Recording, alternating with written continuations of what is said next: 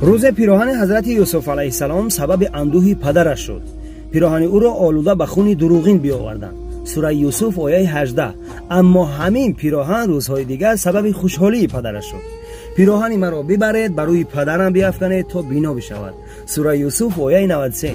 بنابر این ما نیز باید خوشبین باشیم، از خدای متعال همیشه امید داشته باشیم. شاید هر مصیبت، هر کارهای، هر ملامت، عموما هر آن چیزی که امروز ما را ناراحت میکند فردا موجب خوشحالی و خوشبختی ما گردد. زیرا الله در کلامش وعده داده که این مع العسر یسرا، به دنبال هر سختی آسانی هست.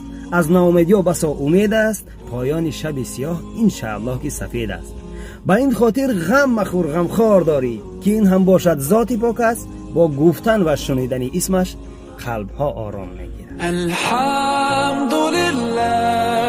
الحمدلله